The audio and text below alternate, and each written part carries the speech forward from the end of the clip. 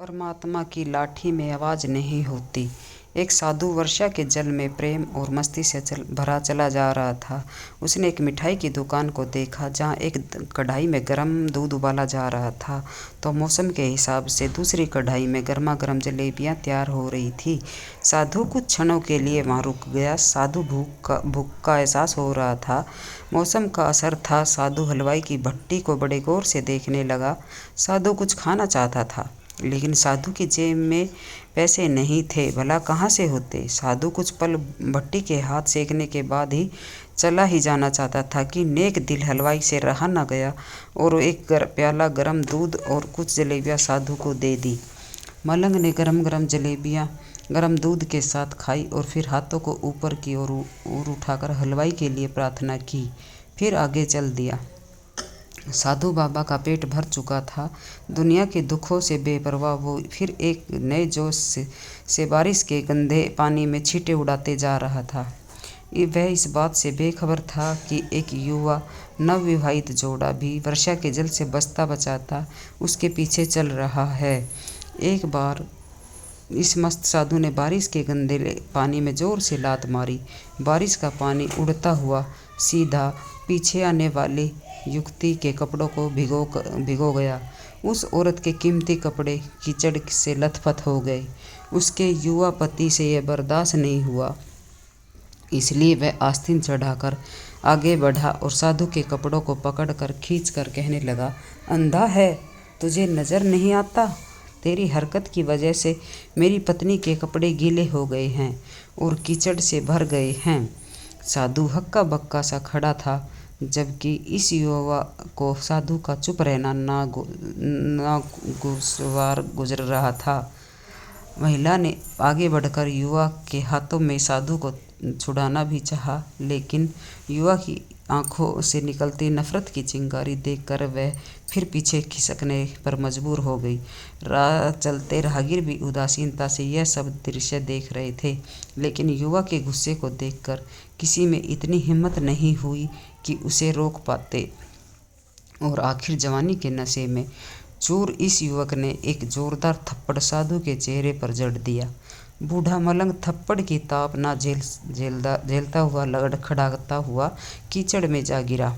युवक ने जब साधु को नीचे गिरता देखा तो मुस्कुराते हुए वहां से चल दिया। बूढ़े साधु ने आकाश की ओर देखा और उसके होठों से निकला, वाह मेरे भगवान, कभी गरम दूध और कभी जलेबियाँ और गरम थप्पड़, यही है। वह एक बार फिर अपने रास्ते पर चल दिया। दूसरी ओर वह युवा जोड़ा अपनी मस्ती को समर्पित करते अपनी मंजिल की ओर अग्रसर हो गए थे। थोड़ी ही दूर चलने के बाद वह एक मकान के सामने पहुंचकर रुका। वह अपने घर पहुंचे थे तो युवा अपनी जेब से चाबी निकालकर अपनी पत्नी से हंसी मजाक करते हुए ऊपर घर की सीढ़ियाँ तय कर रहा था। बारिश के कारण सीढ़ियों पर फिसलन हो रही थी।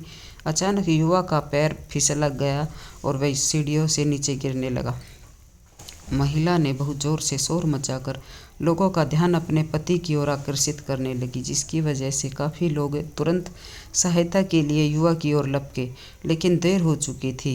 युवक का सिर फट गया था और कुछ ही देर में ज़्यादा खून बह जाने के कारण इस नौजवान युवक की मौत हो चुकी थी। कुछ लोगों ने दूर से आते साधु बाबा को देखा तो आपस में कानाफूसी होने लगी कि निश्चित रूप से इस साधु बाबा ने थप्पड़ खाकर युवा को श्राप दिया है, अन्यथा एक नौजवान युवक का केवल सीढ़ियों से पैर गिरकर मर जाना बड़े अचंभे की बात लगती है। कुछ मनचले युवकों ने यह बात सुनकर साधु बाबा को घेर लिया। एक युवा कहने लगा कि आप कैसे भगवान के भक्त हैं जो केवल एक थप्पड़ के कारण युवा को श्राप दे बैठे। भगवान के भक्त में रोष व गुस्सा हरगिज नहीं होता। आप तो जरा सी असुविधा भी धैर्य न सह सके। साधु बाबा कहने लगे, भगवान की कसम, मैंने इस युवा को श्राप नहीं दिया। अगर आपने श्राप नहीं दिया तो एक नौजवान युवा सीढ़ी से गिरकर कैसे मर गया?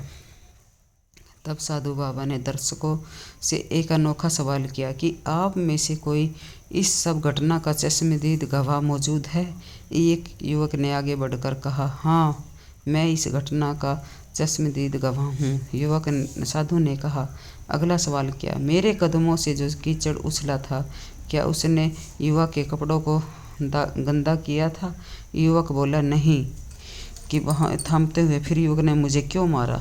युवक कहने लगा, क्योंकि वह युवा अपनी महिला प्रेमी और उसके बर्दाश्त नहीं कर सका था कि कोई उसके प्रेमी के कपड़ों को गंदा करे, इसलिए उस युवक ने आपको मारा। युवक की बात सुनकर साधु बाबा ने एक जोरदार ठहाका बुलंद किया और यह कहता हुआ वहाँ से विदा हो गया। तो भगवान की कसम, मैंने श्राप किसी को नहीं दिया, लेकिन कोई है जो मुझसे प्रेम करता है, अगर उसका यार सहन नहीं कर सका तो मेरे यार को कैसे बर्दाश्त होगा कि कोई मुझे मारे। और वो मेरा यार इतना शक्तिशाली है कि दुनिया का बड़े से बड़ा राजा भी उसकी लाठी से डरता है। सच है, उस परमात्मा की लाठी दिखती नहीं, लेकिन आवाज़ भी नहीं करती, लेकिन पड़ती है तो बहुत दर्द देती है। हमारे कर्म ही हमारी उसकी लाठी से बचाते हैं, बस कर्म अच्छे होने चाहिए। अगर आप चैनल पर नए हैं तो चैनल को लाइक शेयर सब्सक्राइब ज़रूर करें। जय माता दी।